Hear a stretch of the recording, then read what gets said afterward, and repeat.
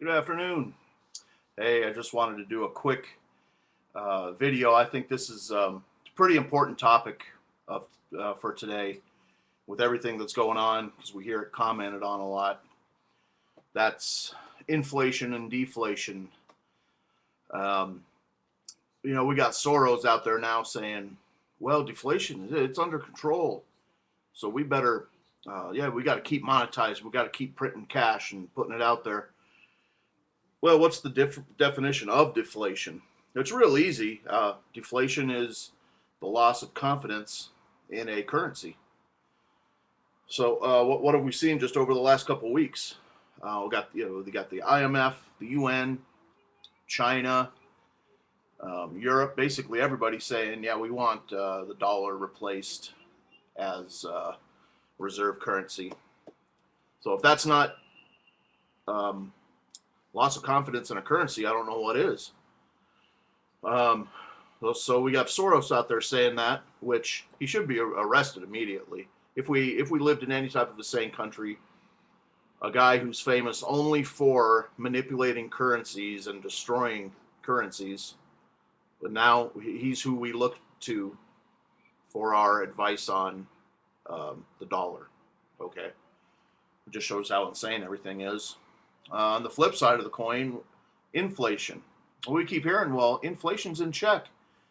Um, well, what is inflation? It's easy. I mean, it doesn't have anything to do with graphs, pie charts, um, graph overlays, or projected anything. Inflation is an increase in the money supply. So anytime you print money, it's inflation. Doesn't have anything to do with prices at the grocery store or anything. That's supply and demand.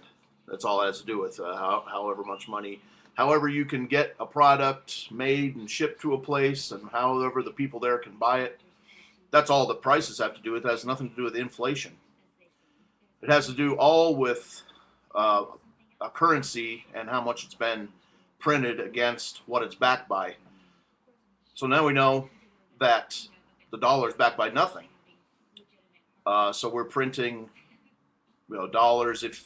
If you listen to Neil Borofsky, I think he's a pretty good guy to listen to how much money we've printed. He's the TARP Inspector General, and he says to date we've printed and promised and guaranteed and all that about $28 trillion. $28 trillion new just over the last 18 months, 24 months.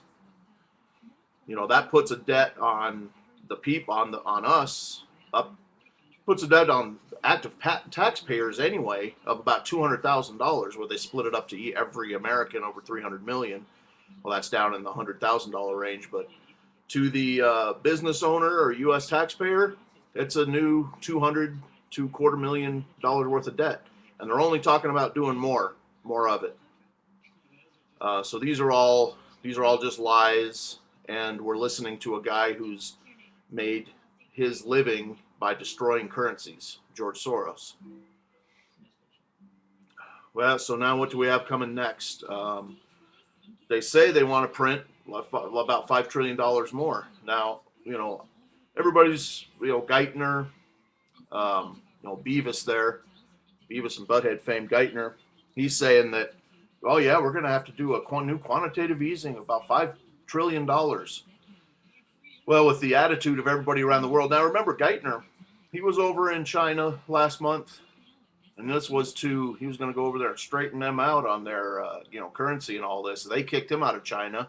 Then he went to Europe, if you remember, and he was supposed to tell the Europeans to keep printing money, keep printing money like we're doing. And they told him to get the hell back on this side of the ocean.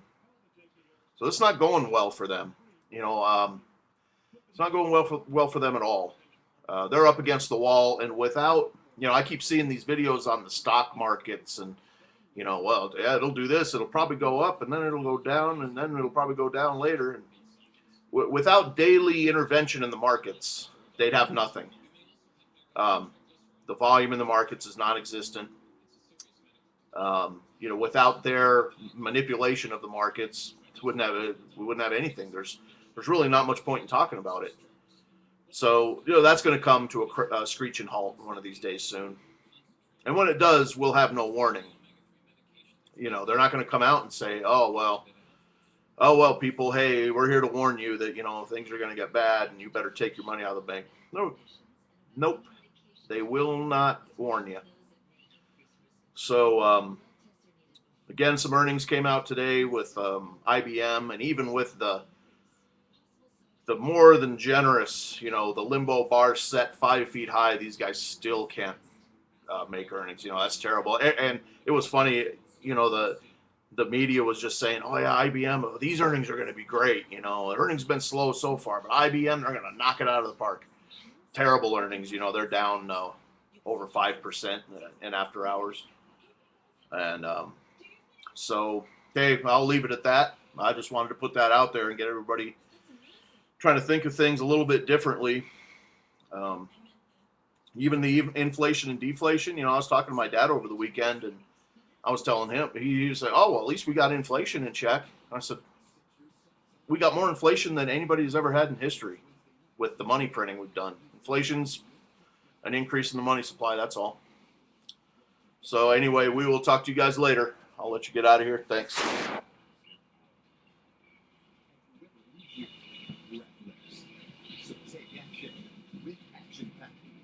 Double features Wednesday night starting at 8, only on AMC. We got your action right here.